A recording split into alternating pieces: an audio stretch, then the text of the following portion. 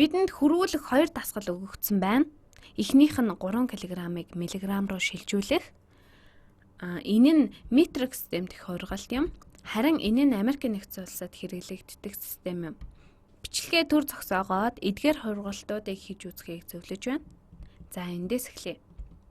Ингийн тулд эхлээд бид эдгээр өгтөрүүдийн тухай авч үзэх хэрэгтэй. 3 кг гэдгийг дахин бичье. Үүнийг бид миллиграм руу шилжүүлнэ. Кило гэсэн өгтөр байгааг харж байгаах. Энэ нь 1000 гэсэн үг юм. Харин милли гэдэг нь 1 грамын мянганы 1 гэсэн үг юм. Эхлээд грамм руу шилжүүлье. Килограммаас грамм руу шилжүүлнэ. Дараа нь граммаас миллиграм руу шилжүүлнэ. 3 кг нь 3-ыг үржих нь 1000 грамм. Энэ нь тэнцүү 3000. 3000 грамм. Кило гэдэг нь 3000 грамм болж байна. Одоо харин граммаас миллиграм руу хэрхэн шилжүүлэх вэ?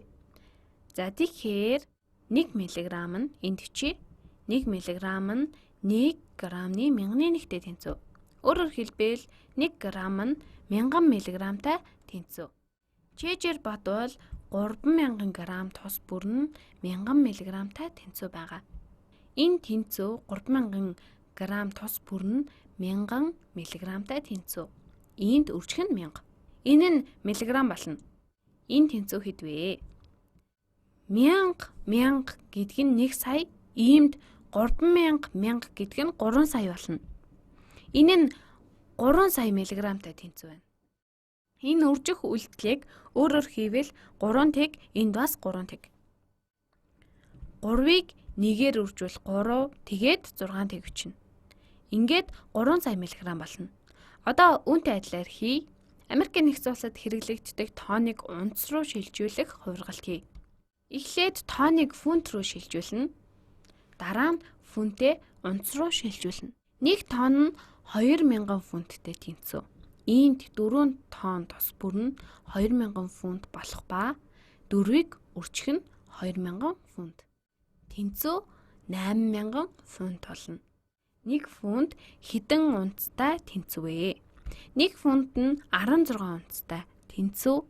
Тэгэхээр энэ 8000 фунт тус бүр нь 16 унц байх тул 8000-ыг үржих нь 16 унц. 8000-ыг 16-гаар үржүүл хэд вэ? 8-ыг 16-гаар үржүүл 80 нэмэх нь 48 тэнцүү 128.